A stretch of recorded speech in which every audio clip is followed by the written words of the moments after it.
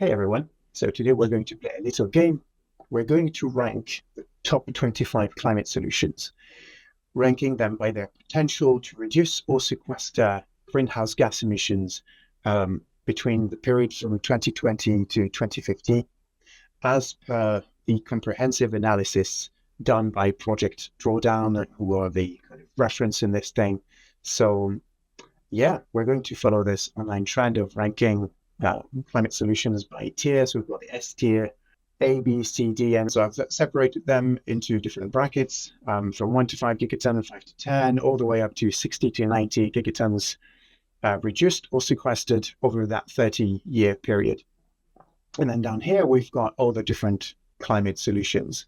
So let's get started. All right, so the first one is forest protection. That's a 10 to 20 gigatons saved.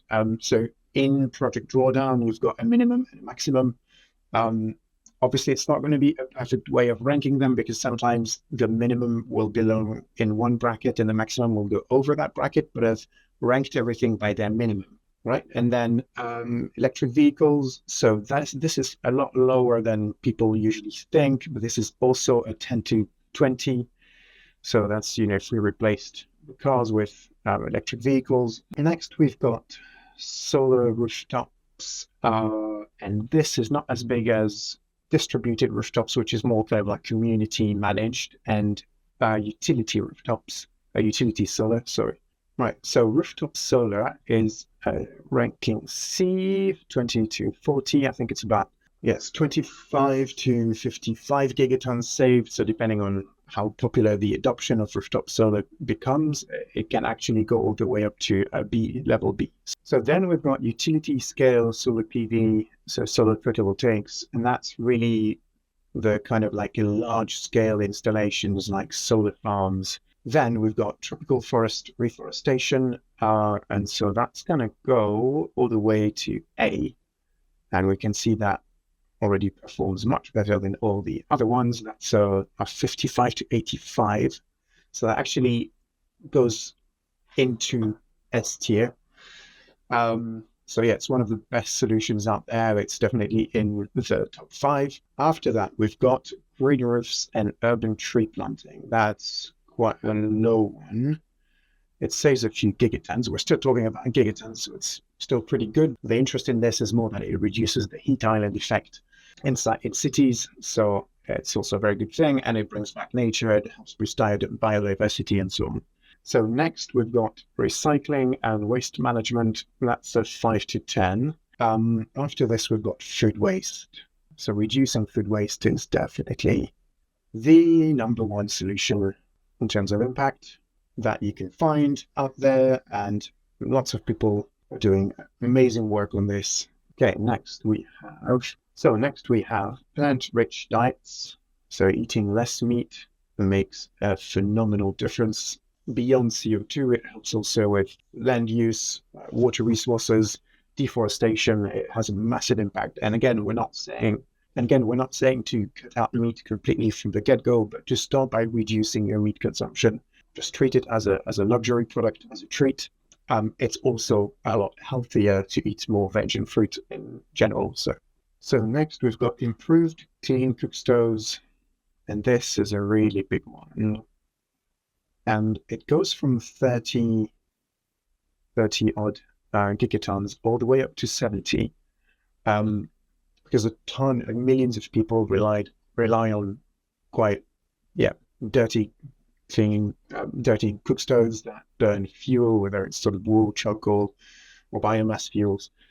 And they require a lot of fuel. They produce an insane amount of smoke. It's really not healthy for the people using them. So depending on how widespread the adoption of it would be, it would make a massive difference. Then we've got restoring coastal wetlands. That's a 10 to 20 gigatons. Well, saved over 30 years. So yeah, wetlands capture an insane amount of CO2 and are much more effective than forests at this. So next, we've got refrigerant management. That's an interesting one because obviously with the excessive use of air conditioning, lots of people are focused on alternative refrigerants. But refrigerant management, which is around 55, 57 gigatons saved, is actually more about the responsible, proper handling, storage, and disposal of refrigerants that are used in cooling systems to minimize the environmental impact. So it's more about the regulations, leak detection, repair, recycling, and so on. Next, we have silvopasture or agroforestry. So agroforestry is kind of a big one. It's going to be 25 to 42. So something around here. Agroforestry is when you integrate trees, forage, and grazing livestock all on the same land to diversify production, to enhance animal well-being, improve ecosystems. It all kind of works together. It tries to replicate a system that is as close to, the wild as possible in a way. And yeah, it would have quite a huge impact having lots of farms switch to this kind of production method. After that, we have distributed solar photovoltaics. So solar PV distributed, that would go, that's kind of a weird one. This one is on the upper end of this. It's kind of a tough one because it would be kind of tempting to put it here as well. But at the minimum, it would have this impact. Actually, no, it would go well into S. It would go well into sort of 68 gigatons. So well into the S category. So distributed solar PV is more, it's kind of in between the other two, where it's small scale solar power systems that go on commercial buildings or residential buildings, but it's bigger than just one house or car parks or anything like that. Then we have a very interesting one, and it's health and education for women and girls in a way that it gives them education about reproductive health when they tend to have fewer children.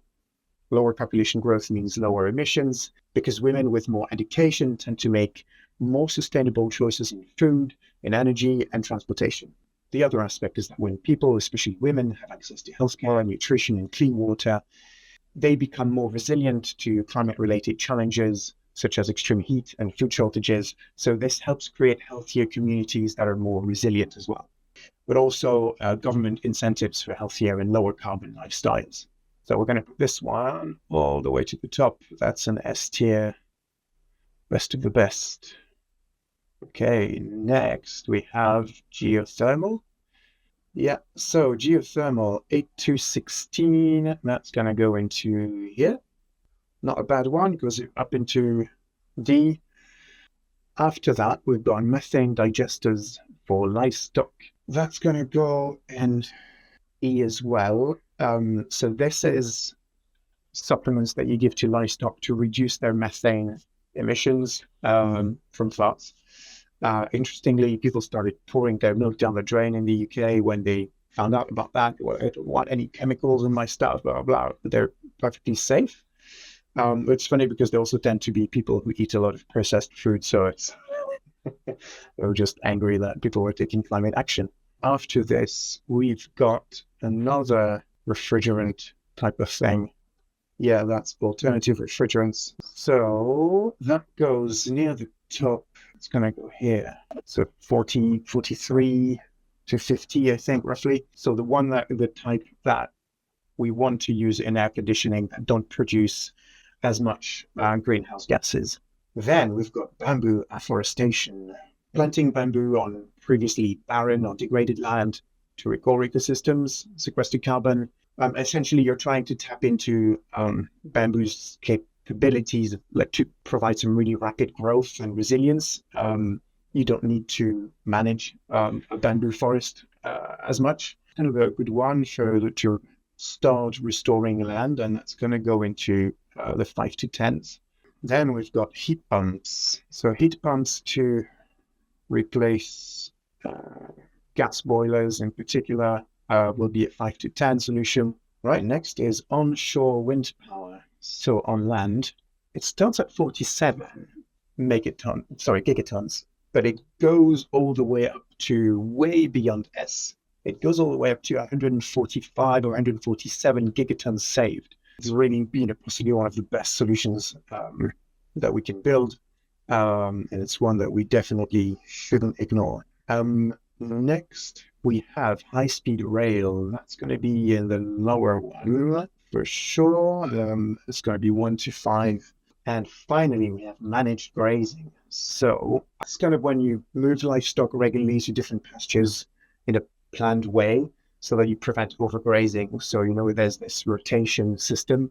So it ultimately kind of improves both farming productivity and environmental health. It's not agroforestry, but it's kind of close to trying to recreate a system that is good for the soil, essentially. And that's going to go around 10 to 20, 15 to 20, something like that. Okay, I was going to end the video, but I've just realized that offshore wind is missing. And I think it's because I've based this data on an older report. This wasn't in the original data set. Okay, so this, cool. And it's a 14 to 20, so it's also going to go in there.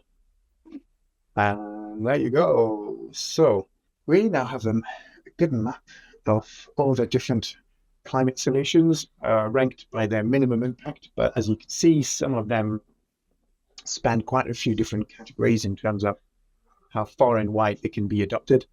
So that's pretty exciting. But as you can see, it should be no surprise here that plant-based diets, food waste, but also education actually, come first. They do have a massive impact. The more you invest into this one, the more it kind of helps with plant-based diets and food waste and choosing sustainable ways to keep your home warm and so on. So yeah, it's really really interesting way of having a look at all these different solutions and what you can adopt in your own life and what you can support externally, whether it's how you vote, companies that you invest in, and so on. All right, till next time.